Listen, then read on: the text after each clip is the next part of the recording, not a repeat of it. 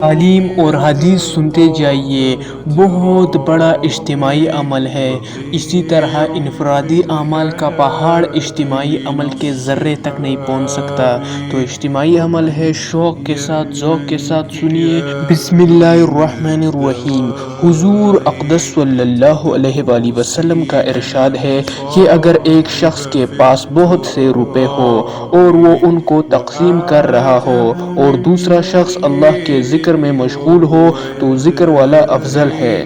یعنی اللہ کے راستے میں خرچ کرنا کتنی ہی بڑی چیز کیوں نہ ہو، لیکن اللہ کی یاد اس کے مقابلے میں بھی افضل ہے۔ پھر کس قدر خوش نصیب ہے وہ مالدار جو اللہ کے راستے میں خوب خرچ کرنے والے ہیں، جن کو اللہ کے ذکر کی بھی توفیق نصیب ہو جائے۔ ایک حدیث میں آیا ہے کہ اللہ تعالیٰ کی طرف سے بھی روزانہ بندوں پر صدقہ ہوتا رہتا ہے اور ہر شخص کو اس کی حیثیت کے موافق کچھ نہ کچھ عطا ہوتا رہتا ہے، لیکن عطا اس سے بڑھ کر نہیں کہ اس کو اللہ کے ذکر کی توفیق نصیب ہو جائے۔ جو لوگ کاروبار میں مشغول رہتے ہیں، تجارت، زراعت، ملازمت، گھرے رہتے ہیں، اگر تھوڑا بہت وقت اللہ کی یاد کے لیے اپنے اوقات میں سے نکال لے تو کیسی مفت کی کمائی ہے۔ دن رات کے 24 گھنٹوں میں سے 2-4 گھنٹے اس کام کے لیے نکال لینا کون سی مشکل بات ہے؟ آخر فضولیات لغویات میں بہت سا وقت خرچ ہوتا ہی ہے، اس کارآمد چیز کے واسطے وقت نکالنا کیا دشوار ہے؟ ایک حدیث میں حضور صلی اللہ علیہ وآلہ وسلم کا ارشاد ہے کہ اللہ کے بہترین بندے وہ ہیں جو اللہ کے ذکر کے واسطے چند سورج، ستارے اور سیاہ تحقیق رکھتے ہیں، یعنی اوقات کی تحقیق اہتمام کرتے ہیں۔ اگرچہ اس زمانے میں گھڑی گھنٹوں کی کثرت سے اس سے بے نیاز کر دیا، پھر بھی فی الجملہ واقفیت ان چیزوں کی مناسبت ہے کہ گھڑی کے خراب اور غلط ہو جانے کی صورت میں اوقات ضائع نہ ہو جائے۔ ایک حدیث میں آیا ہے کہ زمین کے جس حصے پر اللہ کا ذکر کیا جائے وہ حصہ نیچے 7 زمینوں تک وہ دوسرے حصوں پر فخر کرتا ہے۔ حضور اقدس صلی اللہ علیہ وآلہ وسلم کا ارشاد ہے کہ جنت میں جانے کے بعد اہل جنت کو دنیا کی کسی چیز کا بھی قلق و افسوس نہیں ہوگا بجز اس گھڑی کے جو اللہ کے ذکر کے بغیر گزر گئی ہو۔ جنت میں جانے کے بعد جب یہ منظر سامنے ہوگا کہ ایک دفعہ اس پاک نام کو لینے کا اجر و ثواب کتنی زیادہ مقدار میں ہے کہ پہاڑوں کے برابر مل رہا ہے، تو اس وقت اپنی اس کمائی کے نقصان پر جس قدر بھی افسوس ہوگا ظاہر ہے۔ ایسے خوش نصیب بندے ہیں جن کو دنیا ہی بغیر ذکر اللہ کے اچھی نہیں معلوم ہوتی۔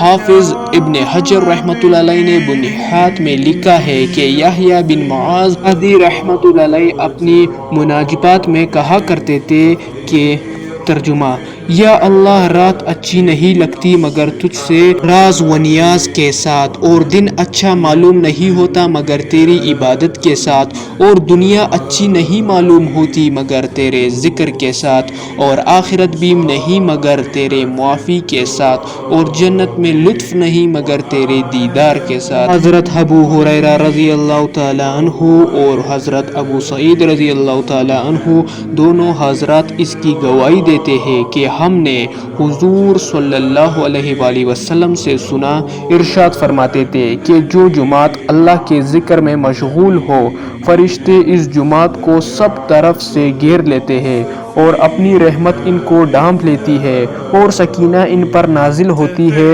اور اللہ جل شانہ ان کا تذکرہ اپنی مجلس میں تفاخر کے طور پر فرماتے ہیں۔ حضرت ابو ذر رضی اللہ تعالی عنہ نبی اکرم صلی اللہ علیہ وآلہ وسلم کا ارشاد نقل کرتے ہیں کہ میں تجھے اللہ کے تقوی کی وصیت کرتا ہوں کہ تمام چیزوں کی جڑ ہے، اور قرآن شریف کی تلاوت اور اللہ کے ذکر کا اہتمام، کہ اس آسمانوں میں تیرا ذکر ہوگا اور زمین میں نور کا سبب بنے گا، اکثر اوقات چپ رہا کر کے بلائی بغیر کوئی کلام نہ ہو، یہ بات شیطان کو دور کرتی ہے اور دین کے کاموں میں مددگار ہوتی ہے، زیادہ ہنسی سے بھی بچتا رہ کہ اس سے دل مر جاتا ہے اور چہرے کا نور جاتا رہتا ہے۔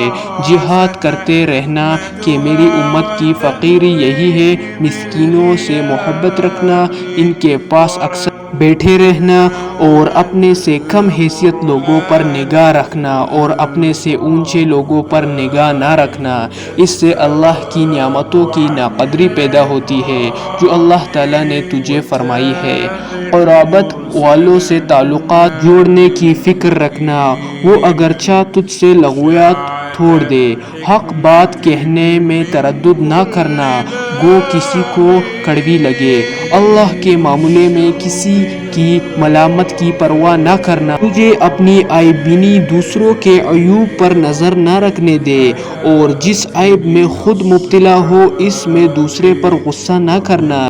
اے ابو ذر، حسن تبدیر سے بڑھ کر کوئی عقل مند نہیں اور ناجائز امور سے بچنا بہترین پرہیزگاری ہے اور خوش خلقی کے برابر کوئی شرافت نہیں۔ کیا کیا باتیں ہی ان لوگوں نے ان حدیث میں لکھی ہے، انسان کے دل تک پہنچ جاتی ہے۔ تھوڑی دیر یہ سن لیے، اللہ پاک آپ کو جزائے خیر دے، تھوڑی دیر اللہ پاک کی بڑائی بھی سنتے جائیے۔ اللہ پاک کو اپنی بڑائی بہت زیادہ محبوب ہے، تو سنیے۔ اللہ پاک بہت بڑے ہیں، اللہ پاک نے کتنا بڑا کائنات بنایا ہے اس انسان کے لیے اور انسان کو بنایا ہے آخرت کے لیے۔ تو یہ دنیا کی زندگی بہت عارضی اور بہت قیمتی زندگی ہے۔ اللہ پاک ہمیں اس کی قیمتی بنانے کی توفیق دے۔ اس دنیا میں ہم کچھ وقت کے لیے آئے ہیں، اصل زندگی تو مرنے کے بعد ہے۔